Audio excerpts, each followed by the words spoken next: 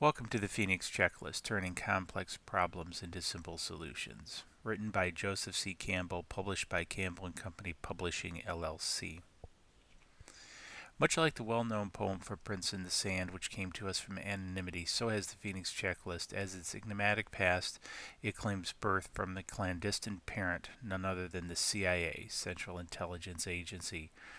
For those few who might not be familiar with who the CIA is, they are one of the principal intelligence gathering agencies of the United States federal government, headquartered in Langley, Virginia. A few miles west of Washington, D.C., its employees, often referred to as agents, operate from the U.S. embassies and other locations around the world. At its core, the CIA's role is to solve problems, and the agents doing the problem solving are typically on foreign soil and unfriendly environments operating with limited resources. Sounds like just another typical day at the office, right? This is where the power of the Phoenix Checklist is derived from. It drives out of the box thinking as a result of the focused questions it asks, as well as the order in which they are asked. At its core, the Phoenix Checklist is a framework which is broken into two sections. The first is the problem phase, where the goal is to define the problem and then collect as much information about it as possible. The second phase is the plan phase, which takes the information collected in the first section, i.e. the problem phase, and uses it to build a plan to address the problem. Within each of these sections are a number of challenges as control questions which force the facilitator, the person either doing the solving or leading the problem solving team, to an introspection of themselves. As one thing all people are really good at is fooling themselves. Not only is it easy to do, it's even easier to do when problem solving. In addition, the Phoenix Checklist has the ability to reduce context bias from the problem solving process. Yet I'm sure many out there are asking, what is context? Well, what role does it play in problem solving process as our context is created by the world around us and adds bias to our views? This context bias then becomes a limiting factor preventing us from reaching our problem solving goals. How? Well, with this, when we look at the model of the Phoenix checklist, as mentioned before, we have the problem on the right-hand side and the plan on the left-hand side. Basically, context bias is built up with our existing experiences, and in future videos we'll talk more about this. For example, if you happen to be from the Midwest of the United States, a soft drink is typically referred to as a pop, whereas if you travel to the South, it's referred to as a soda or a quote-unquote Coke.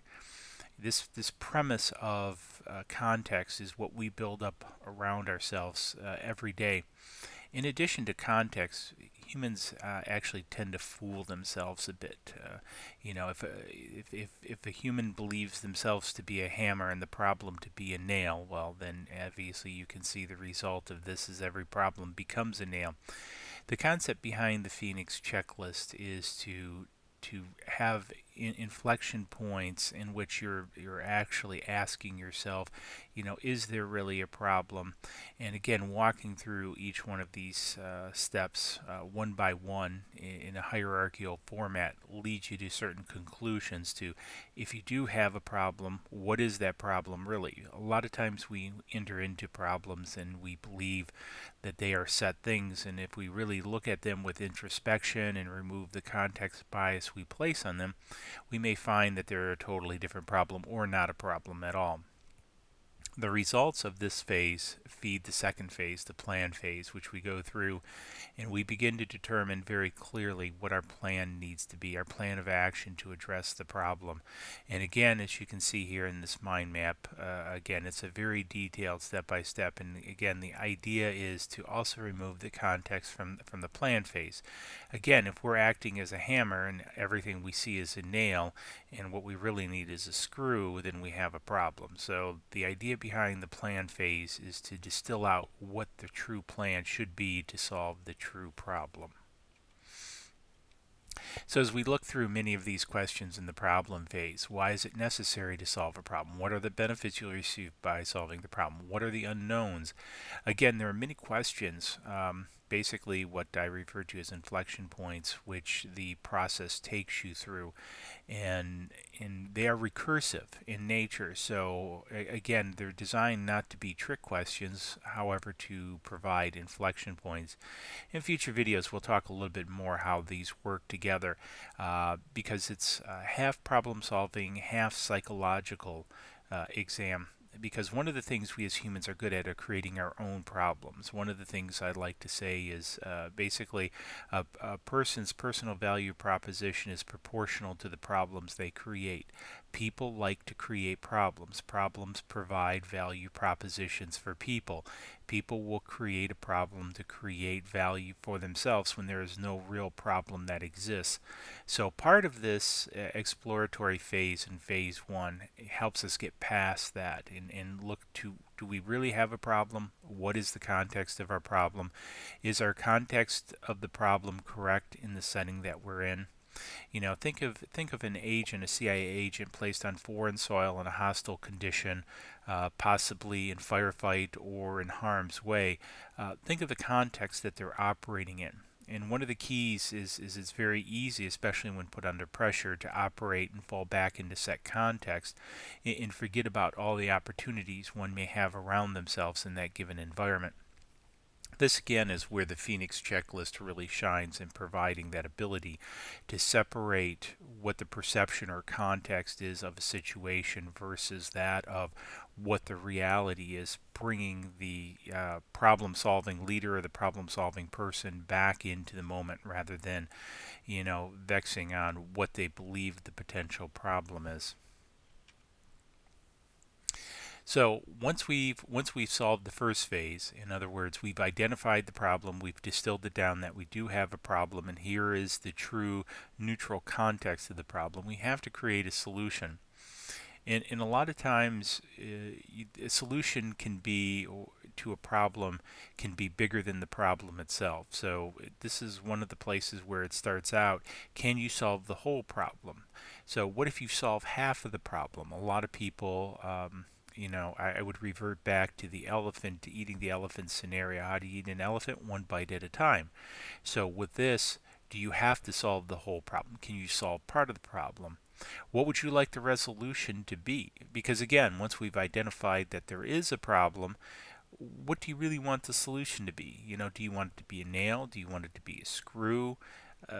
Again, it's very important to kind of distill it. The second thing is with this is, can you picture it? Again, you know, visualization is a very powerful tool. So imagination, visualization is driven by creativity. Now, might sound a little bit hokey, but it is a very effective tool. So again, as you can see through many of these, and I won't step through each and every one of these because we'll cover out some of these in a further video on this, you can kind of see how this will walk you through. And then down at the bottom, it's very important. How will you know when you succeed? This is one of the biggest challenges out there, and I see this in business all the time. Is how do you define success? Success many times in problem solving is left far too open, and you spend so many resources just attempting to solve a problem that's already been solved. And again, that comes back to a lot of our context bias, and we'll talk more about that in future videos. With this, if you want to learn more about the Phoenix checklist and how to apply it, there's several links on the screen, and I'll put links below. You can also go to www.decisionMAP.info to find out more information on the Phoenix checklist. We also offer preset mind maps in 20+ formats for the Phoenix checklist, and we'll do a video on that shortly to kind of walk you through how you can use mind mapping techniques in the Phoenix checklist.